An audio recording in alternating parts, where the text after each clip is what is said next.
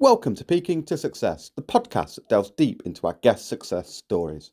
The highs, the lows, the lessons learned, and if there's any exciting future plans lined up.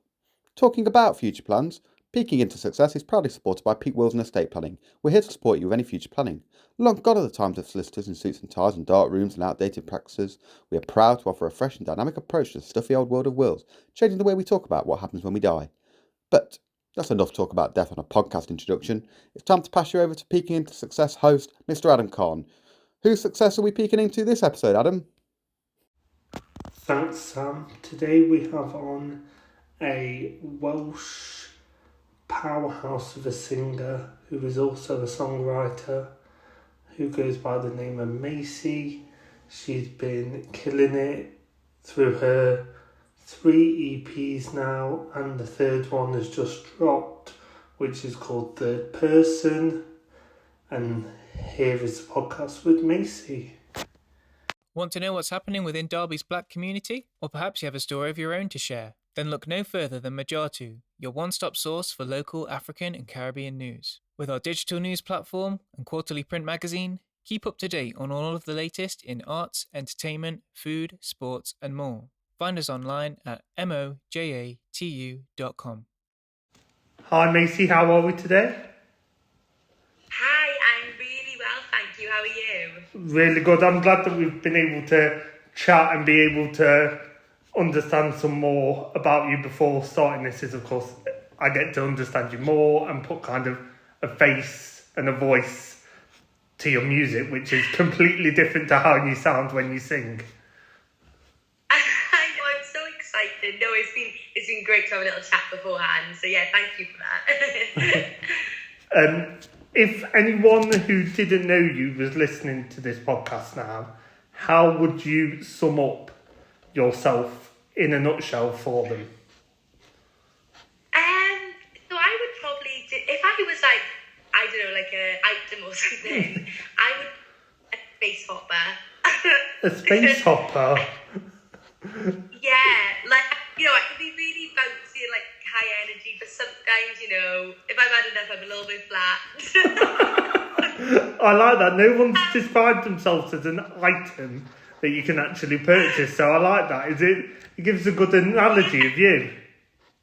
I would say that's probably like my personality, and then obviously I'm a singer-songwriter, a pop artist, and I would say produce quite colourful pop, and yeah, I'm a singer-songwriter pop artist. I think that sums you up nice, and I like how you use the word colourful to sum yourself up.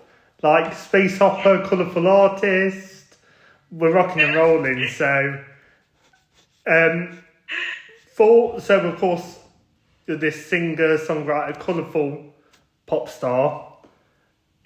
If we take it all the way back to the beginning, where did Macy find that passion to strive to become this colourful pop artist? Oh, well, when I was younger, I would probably say around the age of 7, 8, I actually wanted to be a dancer. So, like, obviously, I made my parents take me to ballet and, you know, all that kind of stuff, musical theatre groups, you know, I was like, I want to be a dancer.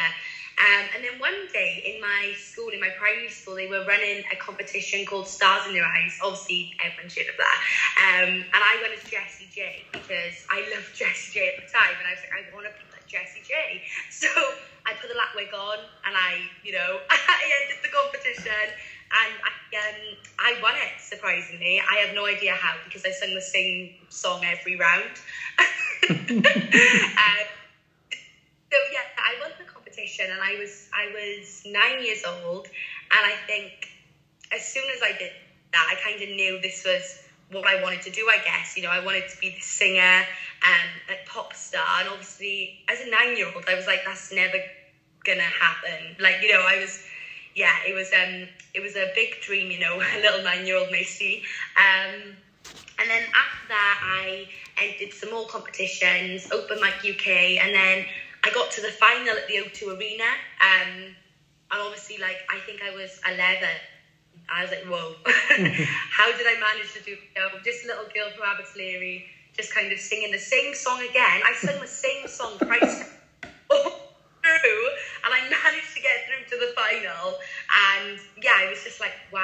I just loved the buzz off the audience.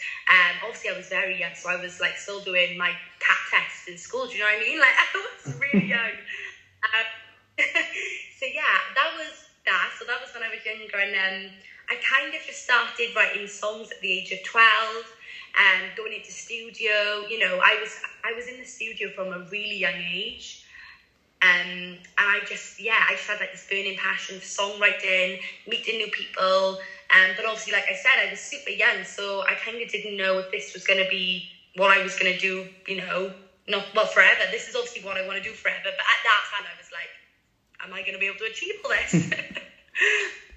Yeah, so I would say I started to go entering some competitions, just having a bit of fun. So of course, you've said kind of you started young and kind of you built that passion and that's what you want to do. So, of course, 12-year-old going into a music studio, kind of who was kind of your mentor or guidance? Who did you kind of look towards to guide you in the right way at that age and kind of help you develop into who you've become now? I would probably say my dad, Okay. because... like, obviously, when I started, like, this whole journey, he was the one who was like, you can sing a little bit. He was like, you've got a voice. And, like, you know, and obviously my mum as well, like, I can't thank my mum enough, but they took me to all the competitions. Like, they would sit, like, 8 hours in a studio for me, like, when I was, like, 12, you know, just to be there, because I was so young. And, like, I obviously didn't know these people going up. I was going up to London, and I needed my mum and dad there. So, yeah, they were my biggest supporters from the beginning, and yeah, I owe them a lot. Of course, people that are trying to get into the music scene, how is the best way to kind of achieve that? So are you going down the road of, right, I'm just going to release songs and kind of social media it that we've got nowadays, or do you think that kind of the live performance and gigging and that realm is kind of what enhances you? Which way do you think's best for yourself, how you went, and for people that want to follow you to go on as well? Yeah, I guess, like, obviously when I was younger, I didn't have any social media, so I did have to do, like, loads of lives and, like, build my name up around the gigging scene. But I suppose, like, now, like, social media is massive, and obviously, like, it can be really positive at times, but also really draining. Yeah. You know, so many pressures of social media, and obviously I've touched on that in my EP, which we'll talk about in a bit. I would probably say, you know, like, obviously building a fan base is, like, super important. So, like, be active on social media, and you know, connecting with people, and just go in, and also, like, obviously performing your own shows is great, but going to other people's shows as well. Yeah. I've learned like, since lockdown, you know, just showing up to people's gigs is surprising who you can meet there. Like, obviously you're supporting the artist, but, like, you know, just, like, chatting to people and just getting yourself out there, I would say, and just, yeah, having that confidence in yourself. And a lot of people, of course, from the whole realm of social media, kind of have now gone kind of down the independent route, instead of being like everyone, say, 30 years ago would have thought, right, I need to be signed by this label, and then of course I can produce the music to get seen. So do you think people trying to be independent and making it off their own back, is that more beneficial now, or do you think people still strive for that kind of big name kind of backing? Yeah, I mean, like, I love being an independent artist because I get to call the shots. And I've always done it because I just, like, love doing this, and the fact I get to, like, wake up every day and create music is just, like, such a blessing. But I can see why people also, you know, won the label straight away. But I think you've just got to be really careful in the music industry, you know, because you just never know. And yeah, I'm just enjoying being an independent artist. And I mean, if you can make it independent, like, look at Ray, for example. Yes. Like, insane. Like, I love that. So yeah, independent woman. Of course, you mentioned briefly about the EP, so we'll kind of go into the realm of how you kind of started on the releasing your own music. So, of course, the first EP, if I'm correct, please correct me, is Words for Love. And that, you've got a thing about releasing in November as well, EPs in November, which I kind of picked up on. You kind of releasing... That wasn't meant to happen. It's so strange because I remember releasing a single on the same date that I performed in the O2 Arena when I was younger. My first ever single, Cinema, was released on the same date, but I didn't plan it.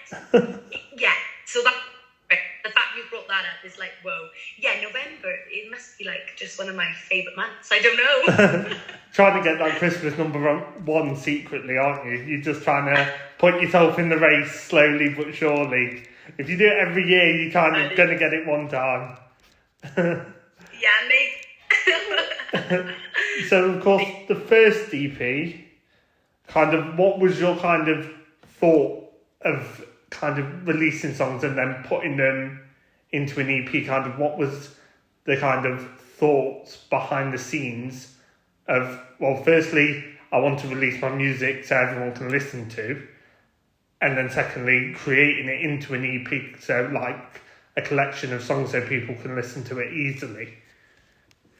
Yeah, I guess, like, obviously I was releasing a lot of singles up until then, and then, you know, I was writing so many songs, I was like, why don't I just put them into, like, it's like a mini album, isn't it, really? Yeah. And obviously a storyline like behind all of my EPs. I say all of them, my 2 EPs.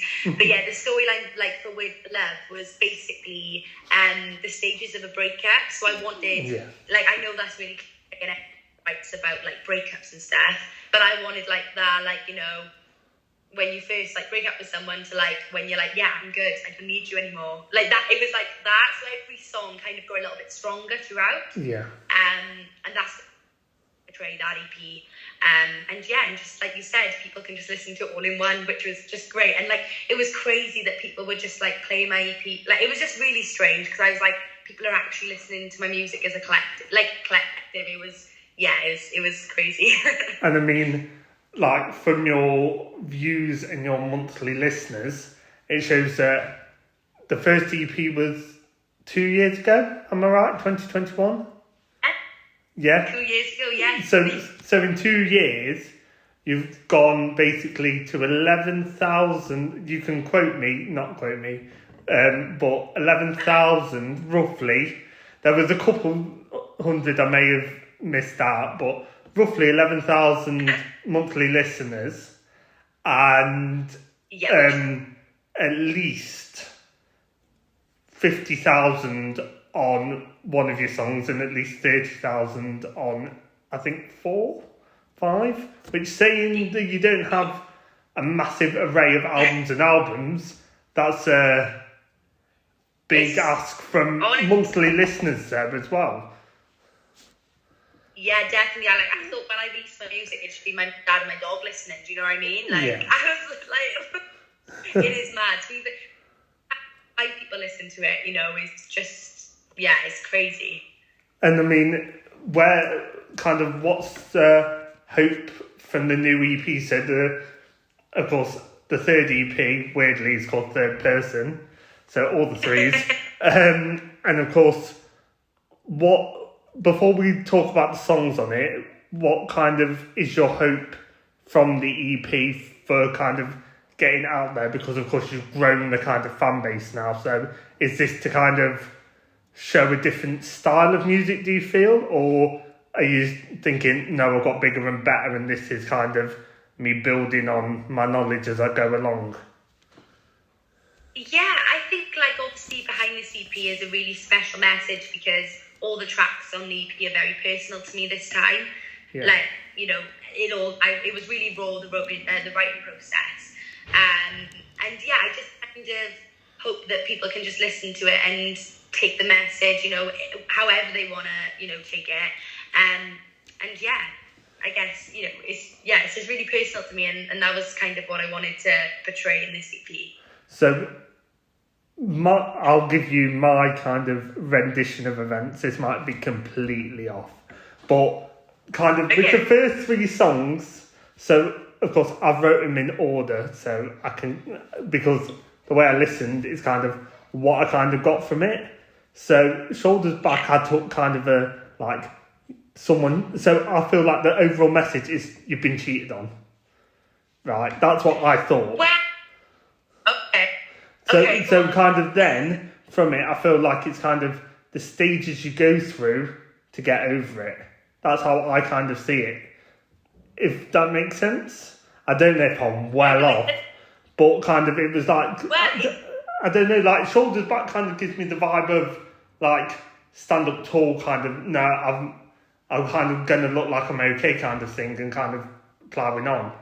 And then, like, of course, I don't know, that's my opinion from my listens. I mean, I listen to them in order. It might come across completely differently in a different order, as I've noticed that if you listen back to front, you get a completely different reading of stuff compared to from like first song to last song. So that's the kind of vibe I got and the message that I thought, like, what is she trying to tell me and what was she thinking at this time? And that's the vibe I got. I kind of thought, what is the actual message? What's your actual message?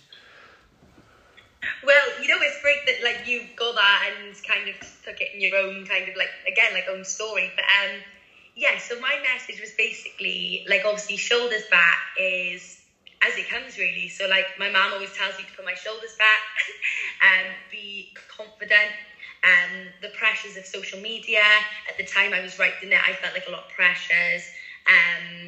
So that's Shoulders Back in a nutshell. Just basically put shoulders back and, like, standing up tall, you were right, you know, just, like, plodding on, but also, you know, just building your confidence up again. That's Shoulders Back. And then the Get Me Not Blue. So basically, one of my closest friends went through a really bad breakup, and I wrote the song based on their story because I was, like, there all the way through it, you know, because I was friends with him as well, and it was terrible. That one is basically about the breakup, but also, again, like, when she became confident again, do you know what I mean? Because I seen her she got knocked down, and then she was confident, and it was great to see. So, yeah, that's the Get Me Not Blue. New Light? New Light. Yeah, New Light is basically, this is about me. So I was working with a few people, and you know, it didn't go, like, too well, and, like, basically I was trying to, like, portray that I am now under a new light. So, like, it's a new beginning for me, artist. So in that time I was kind of trying to become, like, not a new artist, I don't mean a new artist at all, but, like, a new beginning, a fresh start, you know, dancing under a new, like, playing in the band, like, kind of that kind of thing. Although it is, like, it sounds like it's about a breakup, but I kind of didn't, you know, it was, And then the last one? And then, third person is basically me watching my whole life. So wanting to see myself in the third person. I don't know if you've seen, I played, like, a Sims game for the music video. I have seen it, yes. Yeah, so I kind of, Sims is, like, my life, like, playing in the band, going to work, and kind of wanting to see myself, you know, see Macy, I guess, and see, like, Do you know, you kind of brought up music videos, and I had this question next, is that, of course, the music videos for the songs, is it all from you? So because you're independent, is it all sourced from you? So you're like, right, I want this to be the story, and this kind of to be shown for the screen for when people watch it and listen to the song? Or is it kind of, do you get people to come in and help you with that aspect? No, it's basically me just staying up late and making Pinterest boards. I work with a really good videographer called C Block, and, like, they're amazing, and they always make my visions just, like, come to life. And I kind of work with them on it. You know, like, when you just find people that you just love working with, and and so I, like, call them, like, I want this, and then he's like, right, okay, we'll try our best. But no, that's good. There's a lot of independent artists at the moment that I'm seeing like that I can kind of relate to you. Kind of maybe might have the odd one or two music videos, but maybe it's like around their town, or like they're using like scenery from like where they're from. Whereas you kind of have taken it independently to, I guess, a next level, or maybe even the level above. So would you say so, or would you think, oh, I'm just doing what I want to do? Well, I guess like what the kind of scenery and taking like bits and stuff. So I basically recorded the Get Me Not Blue in one of my favourite gig venues, which is Porter's in Cardiff. And yeah, I recorded the whole video in there because I just love that venue, and we needed like a restaurant kind of vibe. So yeah, I kind of just used that venue. Obviously, it's very local to me. Because I feel like sometimes obviously budget is like a big thing, isn't it? You know, because it is so expensive. So I try and, you know, keep the budget down a bit. But like, yeah, definitely, I would just try and use what you can, really. Like the Sims thing, like I literally, that was free. Do you know what I mean? Like I could do that myself. So yeah, I do a lot of it and do it, I guess, you know, yeah. Obviously, I like people's opinions, and like I literally say to people, "Tell me if you think that's rubbish," you know. And like sometimes, like some of my ideas are just so like crazy, like that's not possible. But I mean, for let's say the 2 to 3 year period that you've been releasing music, it doesn't look like that from the outside. So yes, you've like. I've actually looked into it and seen when you've released tracks and stuff like that. But from the outside, if I just found you on Spotify and listened to your song, it does not come across like that at all, if that makes sense. So it shows that you're a bit, it looks like from the outside you're a bit of a veteran of the game, and you're like, yeah, I know what I'm doing, I can bang this out, and it looks like you're just non-stop releasing a song every couple of months and then creating an EP of all of them, and then the next one and the next one. That's how it looks from the outside, but that shows that you're determined for the music scene, which is amazing.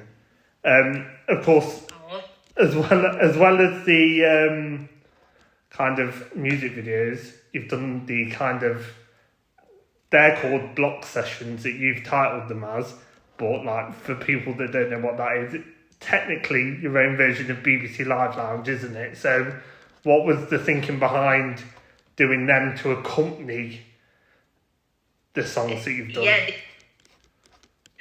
So basically I was going to do a release party in Cardiff, in where I live, and I was like, why don't I just record it all as one session, and then people all over the world can watch it.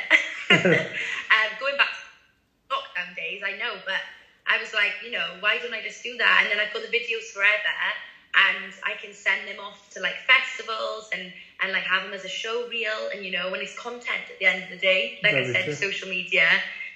So yeah, and it was like BBC Live Lounge. I wanted that kind of effect, obviously, you know, to be like, but yeah, definitely. And then of course, I've been seeing your stories and been seeing you popping up on radio stations as well, up and down the country. So kind of, how did that come around for your music to get noticed on that bigger scale? Well, I guess like when I first started releasing the music, obviously it's a lot of research, you know, to like find which radios to like submit your music to, and obviously every single track I submit to BBC Introducing. And obviously that goes to a system then, and it can get picked for like BBC Radio Wales. But like one of my tracks was lucky enough to get onto Radio 1, which was crazy. And yeah, like, you know, the local radios, I'll just like send my songs to, like email them. And yeah, I guess like when I first started, like my dad did a lot of that for me. So I'm really grateful, you know, that he was there from the beginning, and like he could help me figure the whole radio thing out, you know, and like do it that Yeah, and I just built like loads of good relationships with the BBC Radio Wales team. I see them at events, and and I'm so grateful for all their support, and I think that's why kind of we got such a good relationship, because I just kind of like treat them like my friends now, because we're does that make sense? It does. You've kind of built that relationship over time that you treat them as friends, because I mean that's what you want as an artist. You want, say for example, if you've got that rapport with them, you can hopefully get invited to, we need to do this, I don't know why I've got it in my head, but like this Christmas light turn on, or can you go and sing some songs for us, or we've got this event on the radio, can you sing, or there's loads of things that can sprout off from it. So I mean, you're in good company with trying to get in with them, and I mean, it's working for you, because I mean, they're playing your tunes, aren't they? So that's the main thing. They're actually acknowledging you, and it's a big powerhouse of Britain as a whole, isn't it, the BBC? So being noticed by them, hopefully, can take you on to bigger and better things from what you're doing. So, of course, next I wanted to talk about, of course, we've gone kind of whistle-stop tour through the career. But what do you see as kind of the high or the highlight from your career to date? I would probably say this year I was lucky enough to perform in the Principality Stadium to 50,000 plus fans, which was not fans of me, but fans of the rugby, but like I gained fans. That sounded really... Yeah, I think that was like one of my biggest highlights, as a career. But then I guess, when I was in college, I made the decision to drop out whilst all my friends went to uni, and kind of try and become an artist. And yeah, I've been doing that ever since, and I feel like that's a massive achievement for me, because that was quite scary. I mean, how old were you? 16 or 17 when you decided? So I did my first year of college, and I was like, nah, this isn't for me. I was like secretly writing songs in the music room whilst I should be revising. So I was like, yeah, no, this isn't for me. And yeah, I was 17, and I dropped out completely. And yeah, I mean, it isn't right to say, but I mean, it shows that sometimes if you take it into your own hands, it works for the better, doesn't it? Yeah, and I don't know, obviously, it's great, like, people take different paths, like, college, uni and stuff, but it just wasn't the path for me, but yeah. No, but it just shows that if you've got the drive to go for something, you can achieve it, basically, can't you? And you're living embodiment of that. So no, if that's the kind of route people need to go to prove it, for you, in a sense, you were wasting your time being in college when you could start making moves. And of course, this process, DDPs, could have potentially even been earlier than that if you realised a year earlier. You don't know, do we? So no, people need to follow what they think, and you showed that. So fair play to you for taking the leap. A lot of people wouldn't. Yeah, it was scary, but yeah. So of course we looked at highs. What would you say is the defining moment of your career? Would you say it's coming out of college, or is there something else that sticks in your mind with that? Yeah, I think, obviously the coming out of college thing was a massive part of my life, but like all the way through school, obviously, like a lot of the teachers and even some of my friends didn't really understand what I was trying to do. Yeah. Like, I'd be like, guys, I want to be a pop star. No, I you know what I mean? Yeah. And they would be like, what? And like, obviously, this isn't a sob story at all, but I got bullied a lot in school for doing this and like writing my own music. People were just like, she's insane. Like, it was, I had a really difficult time in school. Like, so yeah, I feel like overcoming that and carry, because there was times when I used to come home and like I'd take like a week off school because I couldn't face going into these people, you know, and yeah, I guess just carrying on and like still doing it, and then now seeing some of these people like comment on my stuff, and I'm like, oh, do you know what? I'm not being shady, but like, yeah, do you know what I mean? I know what you mean.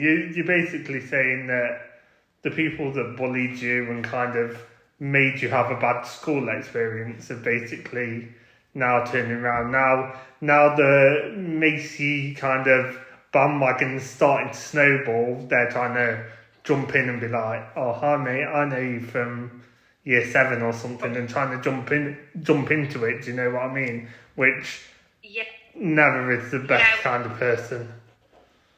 No, I know. So I guess like, you know, overcoming that and just carrying on and just, you know, just getting through school. but that's a lot of people, of course, go through school or something and kind of get bullied for silly things, like getting bullied for wanting to be a music artist is nothing really. What is there to bully about that? So kind of fair play for coming out the other side and actually proving them wrong, because a lot of people may have been deterred away from doing that line of work because of what people have said, and you haven't. So fair play. Yeah, that was the thing. Like I said, there was so many times I nearly give up. But like I just knew deep down that this was my passion. No, it's good, and I mean it comes across that you're passionate about it, so that's the main thing. And I know that you're just gonna plough on from here and do more. So no, it's nice. Thanks. No, it's okay. Of course, I was gonna kind of go into what have you currently got on. So of course the EP's out as of 2 weeks. Around about? Next Friday, 2 weeks already, that's crazy. So, of course, what's kind of the plan now, of course, working on getting the EP out there, maybe going on radio, things like that, or have you got kind of gigs planned? What's kind of in the realm for you for Christmas in 2024? Yeah, so obviously, like, there was so much hard work that went into the EP, and, like, you know, the build up to it, and now it's out. It's a bit like, it's out now. But yeah, I've got one more gig left for this year, and it's in Tiny Rebel in Newport. I don't know if anyone knows where that is. But yeah, it's a little acoustic gig, so that's my last gig of this year, and I've applied for loads of festivals next year, so I'm hoping to really hit the festival scene hard. And I am just writing all the time still. I'm still writing songs, you know, when I'm planning on maybe writing an album at some point. I'm just like getting the catalogue of songs, you know, and, you know, when's best to release it all, I guess. But yeah, and that's the plan really. Festivals, keep writing, working with as many people as I can, and yeah. Kind of course, with the gigs and festivals, I was going to ask you, have you gone outside of Wales to gig yet, or is it still kind of Wales only kind of thing? Yeah, so I was actually supposed to have a London show a couple of weeks ago, but that got cancelled, unfortunately. So I was going to head out to London, which was going to be really exciting. But yeah, I would say, like, obviously Wales. Yeah, I would say probably just Wales is where I've performed, like, mostly. Yeah. All over Wales, you know. Yeah, and obviously when I was younger I done the O2 in London, so I guess it can count that one. But no, that's cool. And then with the festival thing, have you done festivals before, or is this kind of a new realm you want to go into? Yeah, so I've done festivals since like the age of 17, 18, on and off. But I feel like last year was probably the year I had a festival like pretty much every 2 weeks. Do you know what I mean? Like it was like a rolling thing. So, you know, next year, come in, I want a festival every weekend. What are the ones that you're aiming to achieve to go to next year? Applied for festival, which I'd love to perform at. I've applied for, there's like a little like Glastonbury kind of like little mini stage, obviously not like the big Glastonbury. I've applied for that. That would be a dream though. Yeah, I've applied for loads, to be fair. I've got a massive list. I mean, I would tell you all of them, but I don't think we've got time to go through.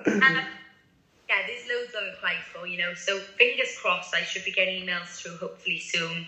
You never know. Yeah. No, nice. No, I like that you've got a lot going on, and I mean, I assume as well people, I mean, I'm from the Midlands, so I don't know if you know Derby, Nottingham, that area, but like, of course, that's kind of a place where, especially in Nottingham, there's quite a good music scene, so potentially that's where our paths could cross there, because of course the music scene in this area is on the up and up, and it's kind of nice to see that it's in a place where I am, and hopefully getting people like you to it will just better it, in a hope. That would be amazing. I mean, last year, or was it the year before, I was planning like a mini UK tour. So yeah, that would be cool if I could do like a little mini one. Yeah, you know, definitely. Yeah, I'll plan that. I'll get that. There you go. Just more work for you to do. I love it. Of course, we've kind of gone through all positives and career and like the highest moments and everything, but kind of self-reflective mode now, and bring it down, and then we'll try and bring it back up at the end. What is one piece of advice that you would give your younger self? So maybe take it to 7-year-old Macy Jessie J price tag. And what advice would you give to her, what you now know? I'd probably say, obviously, like my biggest thing at that time in my life, maybe when I was about 12 as well, obviously I was young, like I said, to like keep going. Obviously I've said this already. Yeah. But like just keep pushing on, because at that age I was like, this is going to be a thing. Do you know what I mean? I just didn't believe in myself very much. And I feel like going back to my EP is kind of telling myself, like, believe in yourself a little bit more. So I guess kind of, yeah, telling my younger self just to believe in yourself, I guess. I still tell myself now. No, I like that. And is there anything that you do differently from 7-year-old to now in your music career? Ooh, that's a tricky one. Yeah, probably loads of things. I probably get like a massive list. And maybe not the way like the Doc Martens I wore, you know, back when I was like 9. No, I'm joking. Yeah, no, I would just something I would do differently. I guess maybe I don't know. That's like, yeah, that's a hard one, isn't it? It is a hard one, but that's why it's reflective to see if, when it all comes down to it, is there anything you change, or do you think that everything happens for a reason? That's the moral dilemma people have when they're asked the question. Yeah, I guess like definitely everything happens for a reason. Yeah, maybe just be a little bit more, I don't know, like careful of who I talk to sometimes. I don't know. No, that's fair. No, I mean, like, yeah, I guess. No, I like that. I think that's open-ended for interpretation, so like, could be anything. Like not being, you don't have to be like friends with everyone. Do you know what I mean? People like, pleasers. Yeah, don't be well, obviously I am a people pleaser. Yeah, it's not always great. I get told off for it, so don't worry. Like I want to please everyone and make sure I have time for everyone and help them out. So no, I completely get that. It's a hard one to talk yourself out of. So yeah, I would probably say that then. Yeah. Just before we finish, I've got some quick fire questions. Of course, you don't know these. It's kind of to lighten the mood after you thinking about what you'd change and the advice you'd give. But every question I have full faith that you can answer in some capacity. It's nothing hard. Okay. And I mean, some of them to a degree you've kind of touched on in a roundabout way. But of course, I'm not going to change it midway, so it's what it is. So the first one would be your best venue that you performed at, or have the best kind of recollection or memory around. Probably the Principality Studio. See, I thought it'd be that, but I just thought, ask it anyway. And then, is there a dream venue that you'd want to play at? So what could blow Principality out the park to perform at? Madison Square Garden. Madison Square Garden. No, I like that. So, of course, now the follow-up question to Madison Square Garden is, so you're headlining the slot at Madison Square Garden, right? And you can pick 3 people to be your support. So they can be a band, they can be a singer, they can be anyone. But who are you 3 that you're choosing to fill the bill before you come on? And it can be anyone. It can be anyone. Is your interpretation, so say for example, like at Glastonbury you have comedians and you have other people, so you could say, oh, I want a comedian to lighten the mood before I sing depressing music, something like that. but like, it can be open to interpretation that you can have anyone that is some sort of performer. Oh, okay. I would probably have 3 people. Definitely Dua Lipa. Nice. Love Dua Lipa. Obviously, I'd love to support Dua Lipa. Yeah. Oh, good. That's hard. Can I say someone that I know personally? Maybe of course. Yeah. It is your gig. It's not my gig. I can't go, no, you're not allowed them. You're the headline. You're the main event. Everyone's come to see you. So as an independent artist, you choose everything yourself anyway. So you would choose who supports you. Okay, so this is a Welsh artist. Big up the Welshies. Josh Hicks, and he's the sweetest soul. And yeah, that would be so cool because we're really good friends as well. So that would be lush. And then last but not least, I would have the Jonas Brothers. I love that. I love that. That's like, in my mind, you've gone childhood. Yeah. Someone who's your friend to enjoy it with, but they're also, you're taking them on to perform for a bit. And then you've got your current artists that you idolise / inspired from. So I think that's also kind of a nice career kind of schedule of your life, I guess, in 3 acts. So I think that's nice. And you didn't even intend it, so. I didn't know. See, that's where my brain goes, right, fit them 3, why are they connected? So that's just me. I'll connect it and make it sound better for you, so. Thank you. There you go. Of course, the whole Jessie J thing earlier might kind of throw you with this, but if a person that doesn't know you asked who you sound like as an artist, what artist are you saying? So they're going, oh, I don't know who Macy is, and you go, oh, I sound like, and who would you say? Okay. Can I do a mixture of artists? Yeah, shall we have a cup of 3? No, let's have a cup of 3. You can pretend you've had a love child of 3. That's fair. Okay. So I would probably say sometimes a little bit like Bruno Mars. Sometimes. We're gonna say right, okay. That's the sprinkles on the top, Bruno Mars. Okay, yeah. So I've started from the top. Okay, don't know why. It's okay. And then I would say I'm gonna do a hot chocolate. Okay. You can do whatever you like. Hot chocolate. So I'm assuming you've got sprinkles, cream, the hot chocolate. Yeah, exactly. Sweet.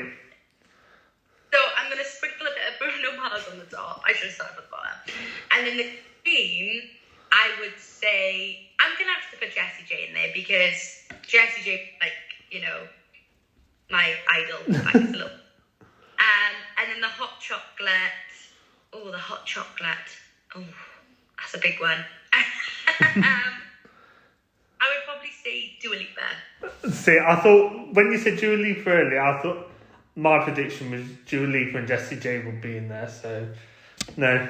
I like that. And that's a nice kind of Hot chocolate to liken yourself to as an artist. You wouldn't complain if them three just rocked up as a mixture and sang a song for you, would you? So there you go. Another one, of course, this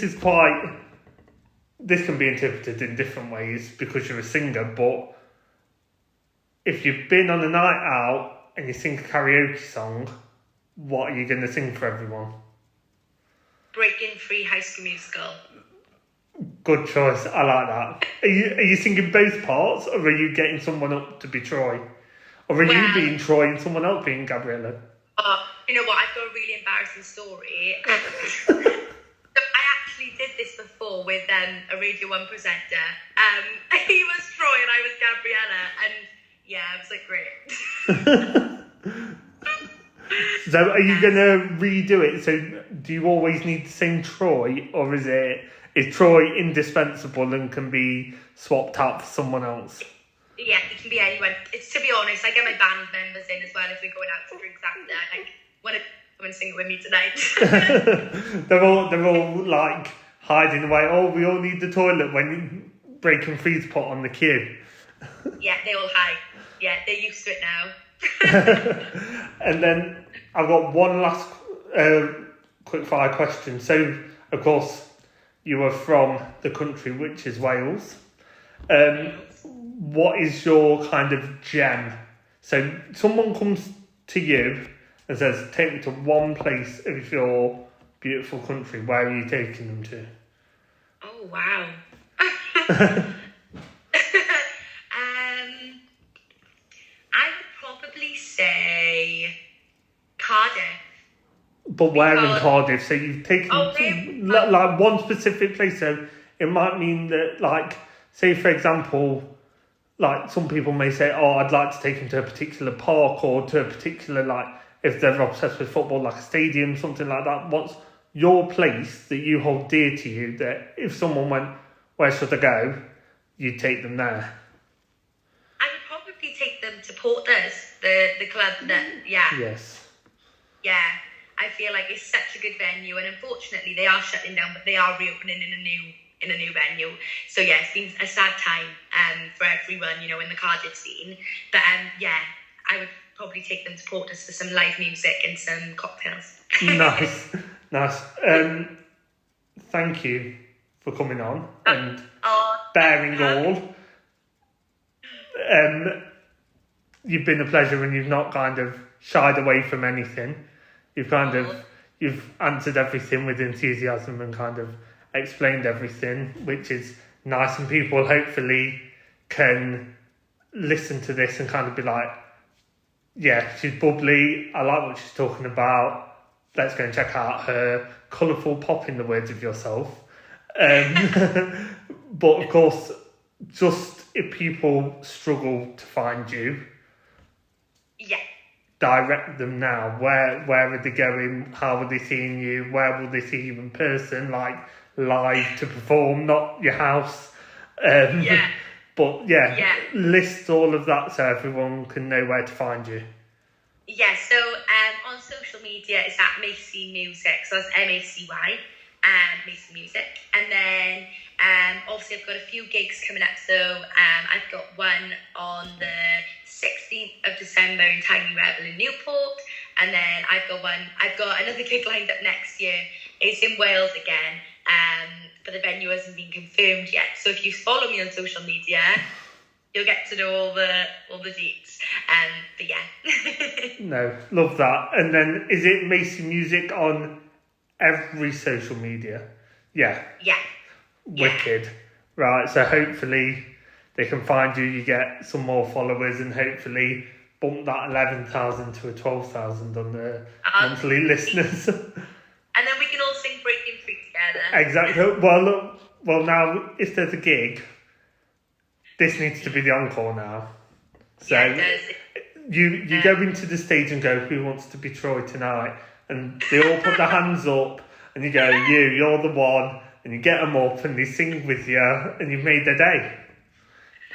They would make my day. I don't know about that, but that would make my day. I'd love that. Secretly, just for that now, I wanna literally get on a train to Newport on the 16th and be like, putting my hand up, going, yeah, me, I'll be Troy.